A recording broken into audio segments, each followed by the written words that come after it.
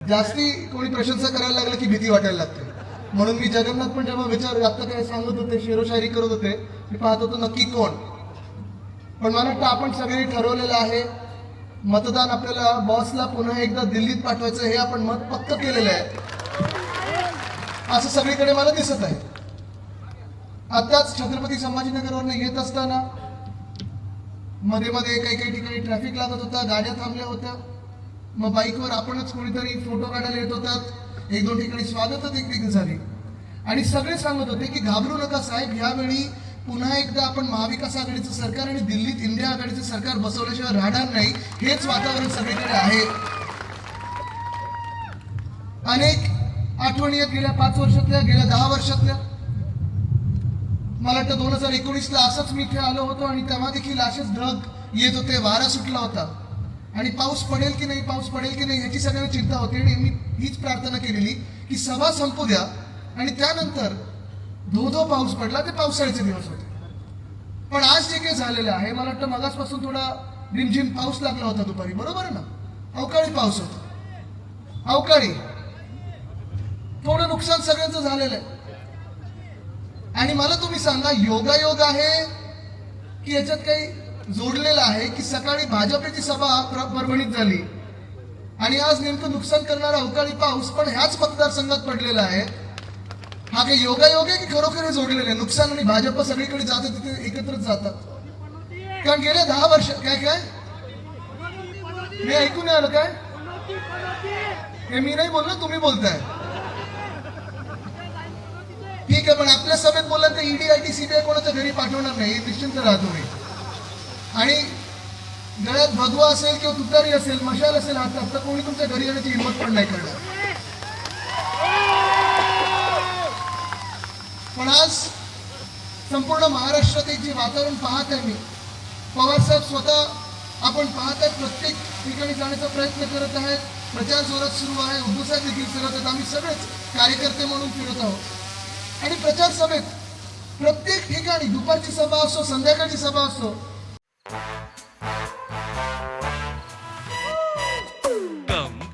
Come, my love, please don't say no, baby. Come, my love.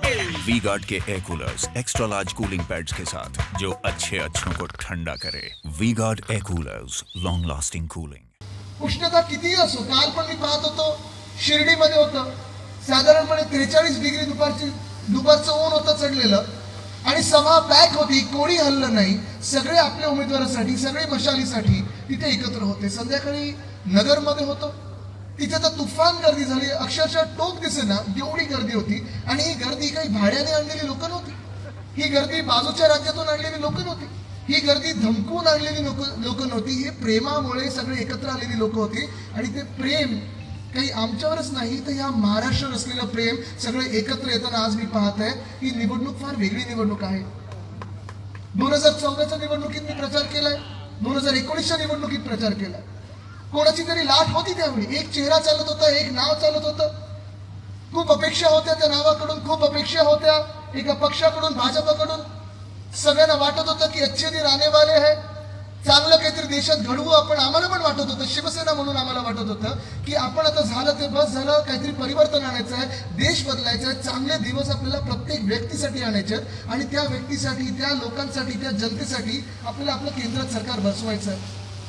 पण 2014 नंतर जी भाजपा सत्तेत बसली, ती एवढं भयानक चित्र आणि रूप घेऊन बसली की असं वाटायला लागलं की हा देशहिताचा निर्णय होता की काय भलताच निर्णय झाला. ठीक आहे, 5 वर्ष कसं बसं राज्य आपण पाहिलं, हुकुमशाही वाढत चाललेली, सगळीकडे जी काही पकडदनं घ्यायची होती ती घेत चाललेले, निवडणुका मागे निवडणुका जिंकत चाललेले, राज्य मागे राज्य जिंकत चाललेले. मग महाराष्ट्र असेल, उत्तर प्रदेश असेल, बिहार असेल, गुजरात असेल, अनेक राज्य त्यांनी जिंकली. बहुमत त्यांच्या हातात आलं आणि बहुमत म्हणजे असं बहुमत त्यांच्या हातात आलं की देशात काही करू शकतात. 2019ची निवडणूक आपण ठरवलं होतं, पक्क ठरवलं होतं की आपण वेगळं लढायचं.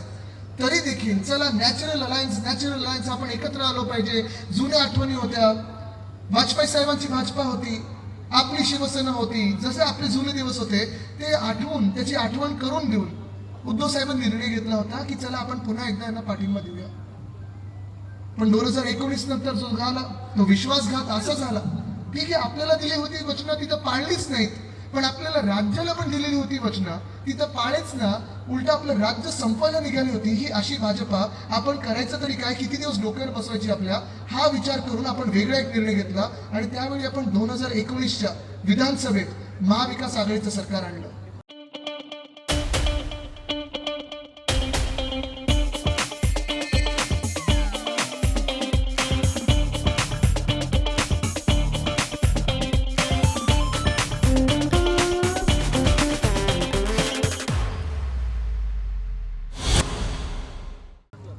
एकत्र आम्हाला काम करायची संधी मिळाली. ते टोपे साहेब माझ्या सोबत बसलेले आहेत, बाजूबाजूला जसं इथे बसतो आम्ही तसं विधान भवनात आज देखील बसतो.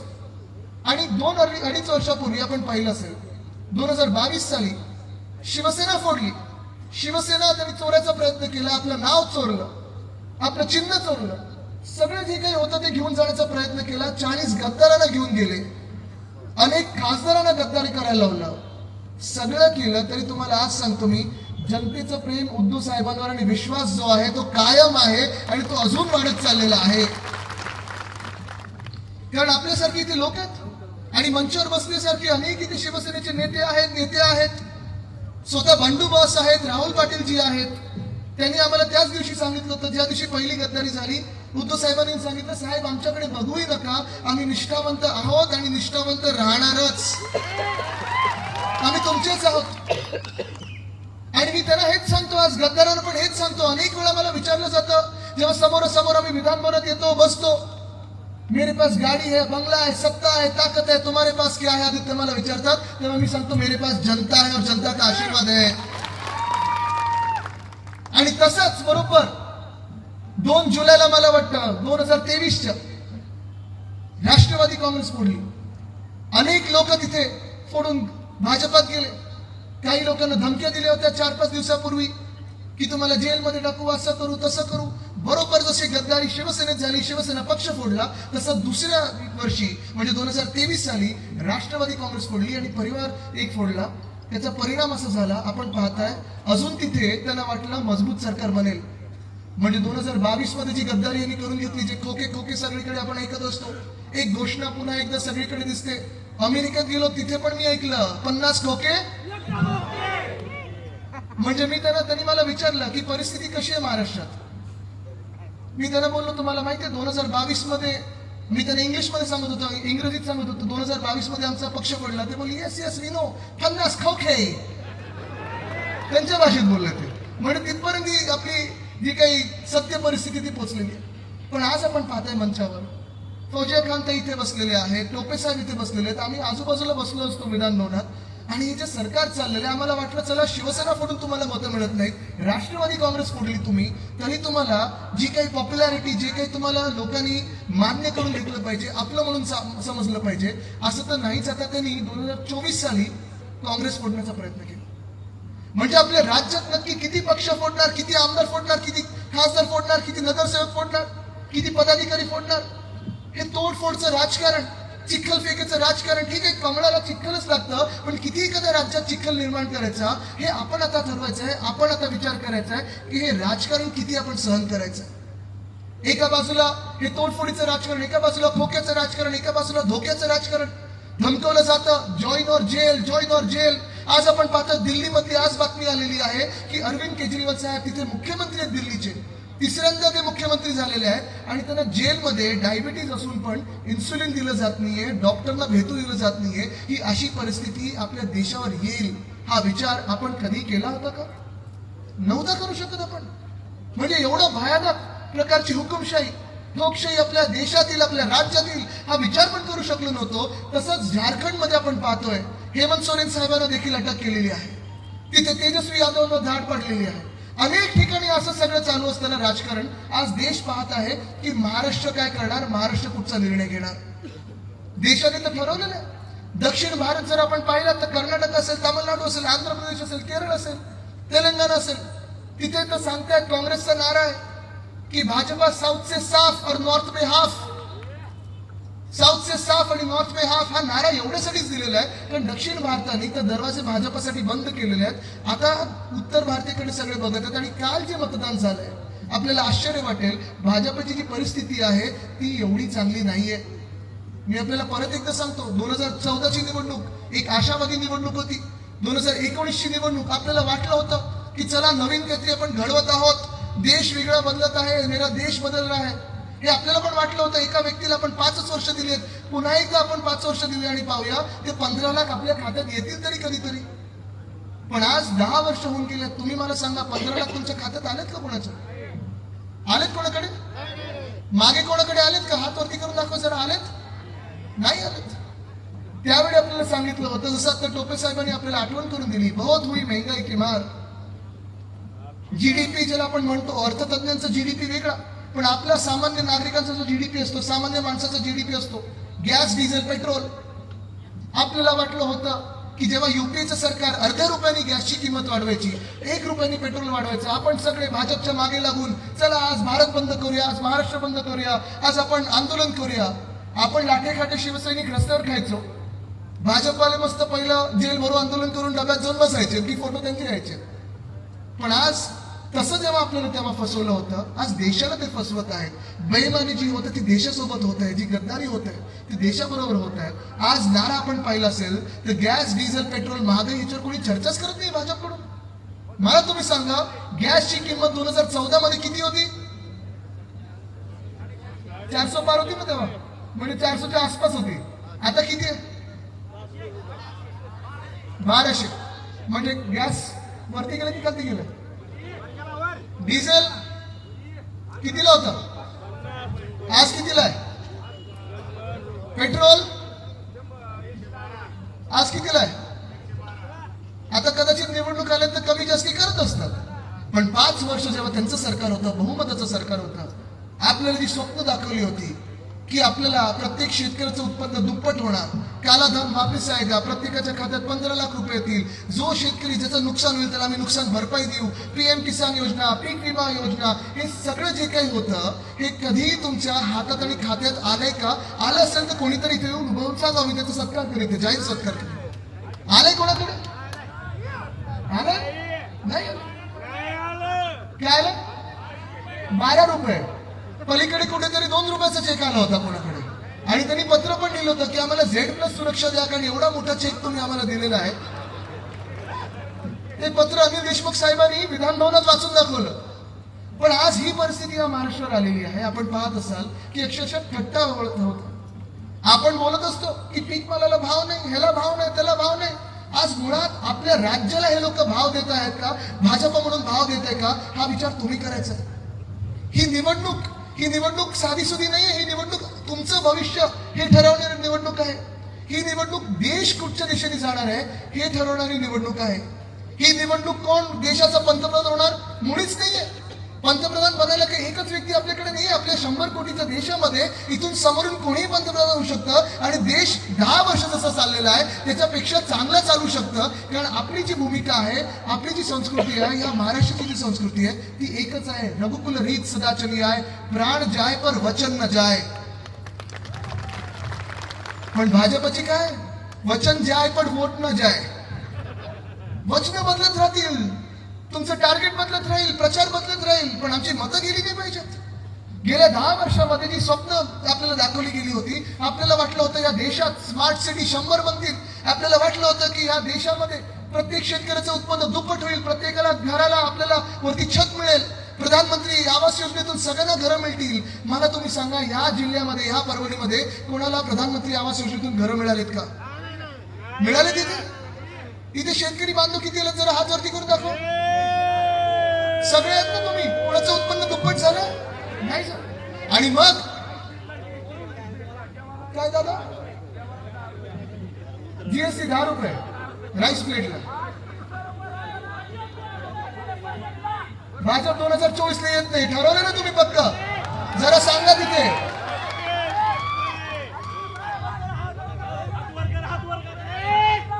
ठीक आहे बस. सगळ्यांची भूमिका आणि भावना मी ऐकलेली आहे, पण हेच मला सर्वत्र महाराष्ट्रात दिसत आहे. कारण आज ही निवडणूक जी आहे, हे 400 पारचं जे बूथ हे सगळीकडे सांगत आहेत. मला तुम्ही सांगा, तुम्ही कोणी भाजपला मतदान करणार आहात? मग इथून जिंकणार कोण आहे?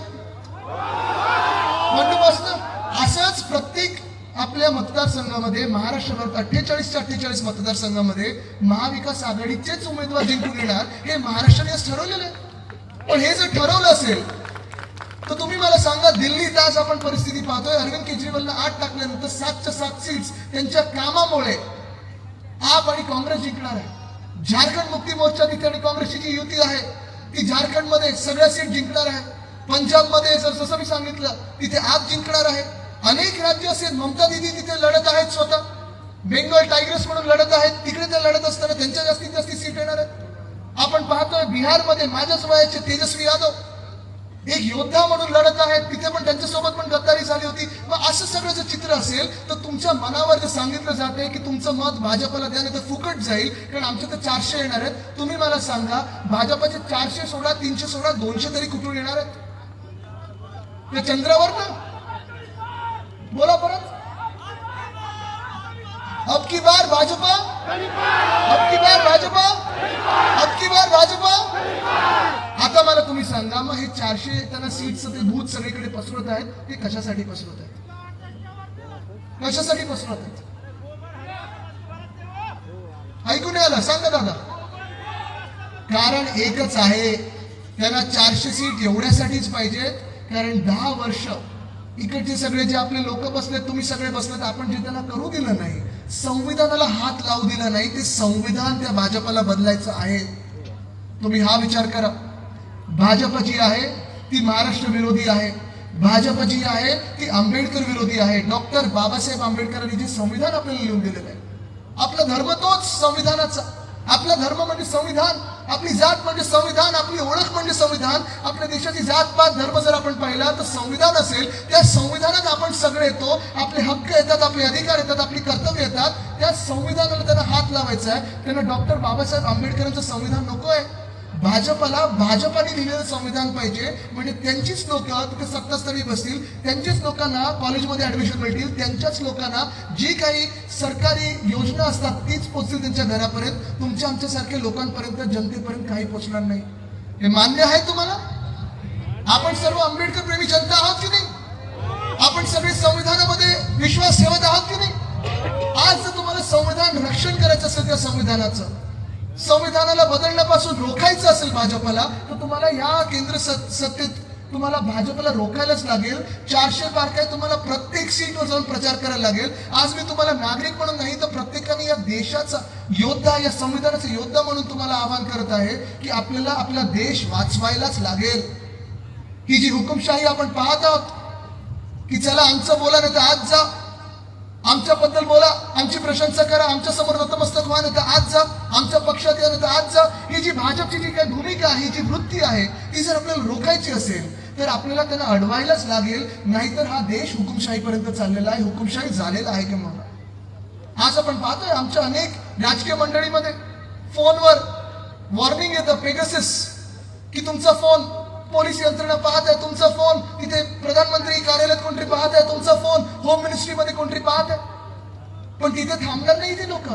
आज आम्ही सत्यासाठी लढत आहोत, सत्यमेव जयतेसाठी लढत आहोत आणि भाजपा सत्तामेव जयतेसाठी लढत आहे. जे सत्यमेव जयतेसाठी लढणारी लोक आहेत त्यांना हे हैराण करत आहेत, खोट्या केसेस टाकत आहेत, उचलण्याचा प्रयत्न करत आहेत, धमकवण्याचा प्रयत्न करत आहेत. एवढ्यासाठीच, कारण हे सत्य भाजप पचवू शकत नाही.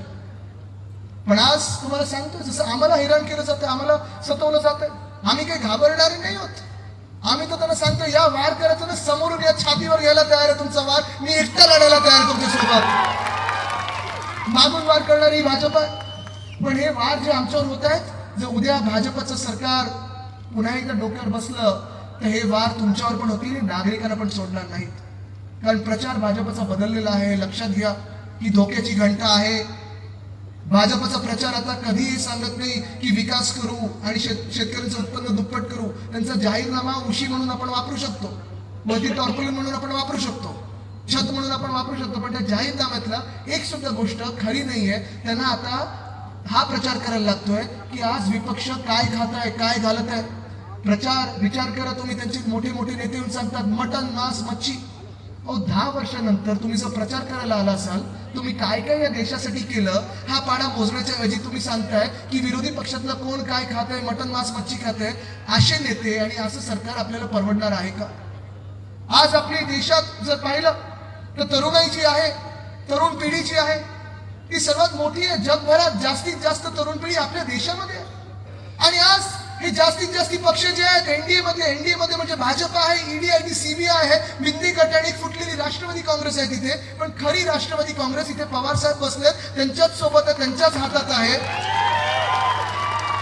आणि खरी शिवसेना ही आपल्या मंचावर आपल्या मनामनात आहे, उद्धव साहेबांच्या हातात आहे. पण ह्या खऱ्या राष्ट्रवादीला आणि खरी शिवसेना बाजूला ठेवून जे एनडीए मध्ये गेलेले आहेत, आपण पाहताय त्यांचा जो प्रकार चालू आहे, त्यांचा जो प्रयत्न चालू आहे, ही देशाची सत्ता जी आहे ती काबीज करण्याचा आहे, ती आपल्याला रोखायची आहे. पण एनडीएतले पक्ष आहेत ते तुम्हाला भूतकाळावर लढवत ठेवतील. 50 वर्षापूर्वी नेहरू साहेबांनी काय केलं, 30 वर्षापूर्वी इंदिराजींनी काय केलं, मग अमुक योग्य होते की तमुक योग्य होते, हे तोडलं ते बरोबर होतं की ते बनवलं ते होतं. पण आज तुम्ही विचार करायचा आहे देशाची जनता म्हणून आणि तरुण लोक म्हणून, तरुणी म्हणून, की आपल्या भविष्यासाठी कोण लढतंय. भूतकाळावर लढून खूप काही होऊ शकतं आणि झालेलं आहे. पण ते पण विचार करत असतील, अरे जे आम्हाला करायचं होतं 50 वर्षापूर्वी ते आम्ही देशासाठी केलेलं आहे. जी धरणं बांधायची होती, जी IIT, IIM, AIMS वगैरे बनवायचं होतं ते नेहरूजींनी बनवलेलं आहे, इंदिराजींनी बनवलेलं आहे. आपण आपले नेते ह्या आत्ताच्या युगातले काय करत आहोत, पुढच्या भविष्यासाठी काय करत आहोत, हा विचार तुम्हाला करायचा आहे. आज तुम्हाला मी विचारतोय, इथे शेतकरी बांधव जे आले आज खास करून तुम्हाला आवाहन करतोय, आपले 5 वर्ष जी आहेत मतदानाचा जर विचार करायचा असेल, जास्ती वेळ मी घेणार नाही कारण आपल्याला पवार साहेबांना ऐकायचंय. पण मला तुम्हाला एकच उदाहरण देऊन पुढे निघतोय मी, तुम्हाला एवढंच विचारायचंय. गेल्या 5 वर्षामध्ये तुम्ही 2 सरकार अनुभवलीत. एक सरकार होतं उद्धव साहेबांचं, आपलं महाविकास आघाडीचं. तेव्हा आपण पाहिलं होतं देशभरात हिरो देखील टोपे साहेबांसारखे आपले कोविडच्या काळात फिरत होते, हॉस्पिटलमध्ये जात होते. जे उद्धव साहेबांचं कौतुक होतं कोविडच्या काळात, हे अशा मंत्र्यांमुळे होतं, अशा सहकाऱ्यांमुळे होतं ज्यांनी न घाबरता या राज्याची सेवा केली, आम्हाला हिंमत दिली की चला आपण सगळ्यांना वाचवण्याचा प्रयत्न करू. आणि मला आठवतं एक दिवस तर असा होता, मला वाटतं त्यांच्या मातोश्री स्वतः सिरियस होता आणि त्यावेळी देखील टोपे साहेब आणि उद्धव साहेब चर्चा करत होते. मला वाटतं मातोश्रीवरती स्वतः आलेले टोपे साहेब आणि सांगत होते की काय काय करायला पाहिजे, ती चर्चा सुरू होती. एवढं कमिटमेंट मला वाटतं महाविकास आघाडीचं होतं. पण आज शेतकरी बांधवांना विचारत आहे, आपल्या महाविकास आघाडीच्या काळात उद्धव साहेबांनी जे वचन दिलं होतं ते वचन एवढंच होतं की मी माझ्या शेतकऱ्यांना कर्जमुक्त करीन. देवेंद्र फडणवीस साहेबांनी देखील होर्डिंगवर कर्जमुक्ती केली होती, होर्डिंगच्या कॉन्ट्रॅक्टर बॅनरवाल्यांची कर्जमुक्ती केली होती. पण खरोखर कर्जमुक्ती देवेंद्र फडणवीस साहेबांची कधी झाली होती, तुमची केली होती त्यांनी? किती दाखले द्यायला लागायचे हो तुम्हाला? ह्याला घेऊन जा, पुतण्याला घेऊन जा, नातूला घेऊन जा, पंटूला घेऊन जा, आजोबाला घेऊन जा, हे सगळं चालायचं ना. आणि मग उद्धव साहेबांनी 2020 साली जी कर्जमुक्ती जाहीर केली, 2 लाखापर्यंत ज्यांची कर्ज होती ती कर्ज पण माफ केली, मुक्त केली. झाली होती की नव्हती झाली होती? आणि ती एका बोटावर केली होती. तेच बोट तुम्हाला आता मतदानाला वापरायचं आहे. कारण जिंकून द्यायचंय ते उद्धव साहेबांच्या विचाराच्या व्यक्तीला, म्हणजे बंडू बॉसना, जो ह्या मतदारसंघाशी, महाराष्ट्राशी, उद्धव साहेबांशी कधी गद्दारी करणार नाही. आपल्याला आठवत असेल या तारीख बोलतो, मतदानाची बोलतो मी. बोला दादा.